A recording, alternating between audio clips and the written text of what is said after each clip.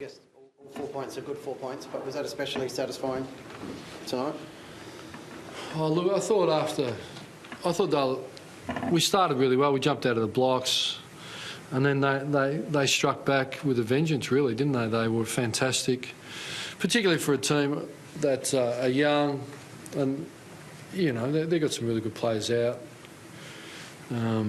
So they got right into the game, and just either end of the game, they were mopping it up, sort of both ends. So our work rate and hardness was down, I thought, and we asked for a lift at half time, and I thought we were pretty emphatic after half time, particularly the last quarter. I think it was 20 entries to 5. We just changed a few little things with their +1, and we scored more effectively in the third, and really the ball lived at our end in the last quarter. We just could have scored a little bit more efficiently, I would have thought, but all credit to them. You know, the good young side. We knew their ground ball was really strong. I thought they had some good speed, ran quite well.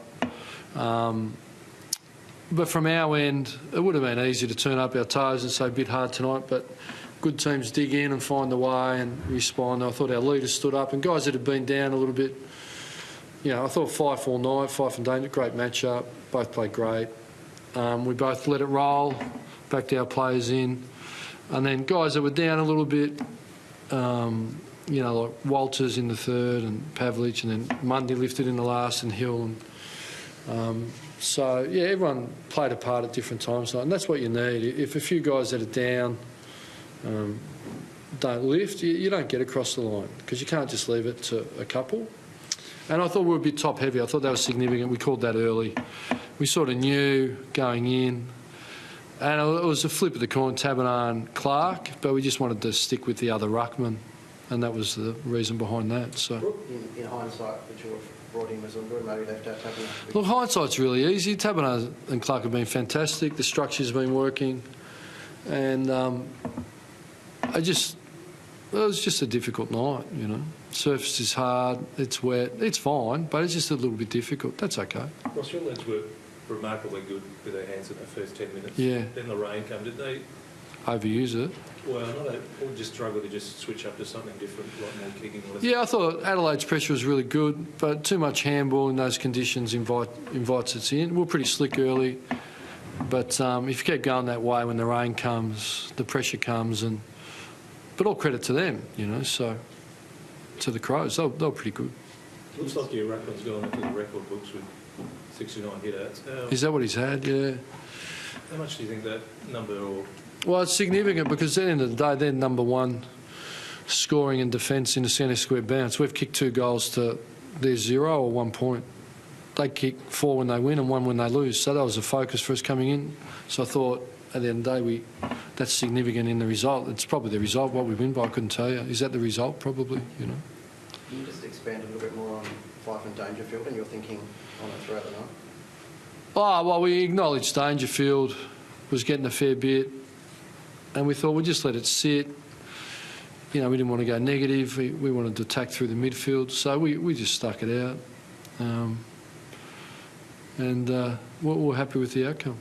Is it a bit of a shift for you, Ross, that usually Fremantle or your teams are known for having someone who will sit hard, that you let that one? Yeah, we have had the lockdown tagger, and really all my coaching at St Kilda, Clint Jones and Crowley, and out of crisis comes opportunity, so the opportunities to play a bit different. We rely on our team defence, and that's been getting it done. But the only time we tagged has been Boak, round 1, with Clancy. So there might be a time we have to do it, but we're holding our nerve. We're pretty pleased with the shift. Does that almost go against your sort of ingrained psyche then, to let Dangerfield get close to 40 and not sit on him? Not really, no. It's about adaptability and changing. The only constant in AFL is change, and I'm a part of that. Is there a reason why it's not just you, but the game has gone away from that hard tagger to prefer? I mean, I feel Walsh talks about just having... I think it's still in there a lot. There's a lot of teams that have got a tagger. A lot of teams. I think you could break them down, but I haven't got time. There's still a lot of teams that tag. That's why I've proven again that he's the best player in the league tonight. Well, if that's your view, you can write it. I don't need to validate your view. I think he's a pretty good player.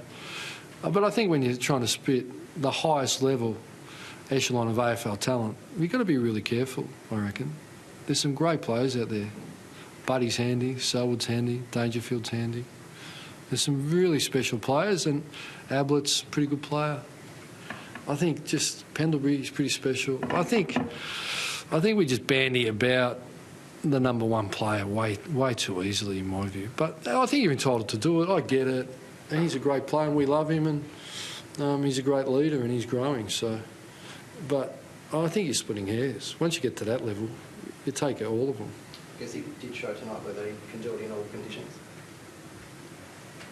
Yeah, okay, yeah.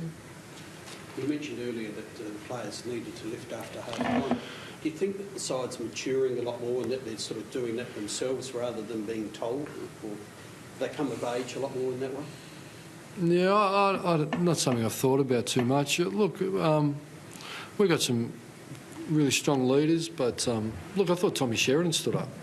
So, yeah, our youth is going quite well. That's a sign of a good team. They don't need the bloke in the little green top to come out or me at half-time. Certainly there was no berating. We just said, identified a few things and, you know, let's respond here. Let's, you know, got full faith in you, and they duly delivered. But I think, you know, it's a marathon. It's really difficult to...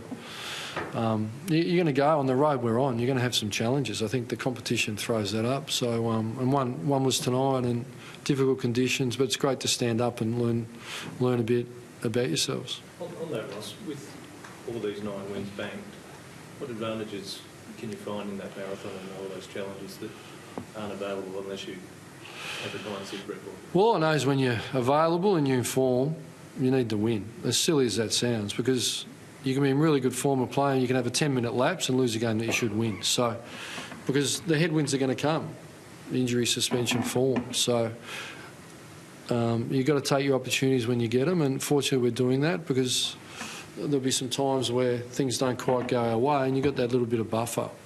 I think it's as simple as that. Ross, just to comment on Richmond on Friday night, they won tonight as well. Did they? I didn't see that. 3 in a row for them coming in. Yeah, it's significant, isn't it? They're a big challenge. They're a momentum team. They're on a roll. But again, we'll accept the challenge. We'll need to improve. We come out unscathed. I don't think there's any incidents that we should be worried about. And it's a short week, isn't it? Yeah, so both short weeks. We've both got to get on the bird. They'll have to come over. We'll get home. So, yeah, we'll enjoy tonight. Wins are really hard to come by, and as you know, it's a significant challenge. So we're going to have to play at our very, very best. But we're really excited about the football we're playing. We're excited in front of the purple haze at home, the loud crowd. They'll be passionate. They'll be fired up, and we accept the challenge. 9 in a row is a club record. What does that mean for you? Look, how we measure ourselves, we've got a way we want to play, what we want to stand for. Every week, that's the battle against ourselves. That's where we start. What we value and what we measure is we have a vision for how we want to play and a trademark. That's who we compete against every week. The wins are just a function of that process. So we'll lose one at one point, but it won't be about the 4 points. It'll be how we measure up against our vision for ourselves. That's what we compete against every week. Thanks, guys. Thanks for that. Thanks.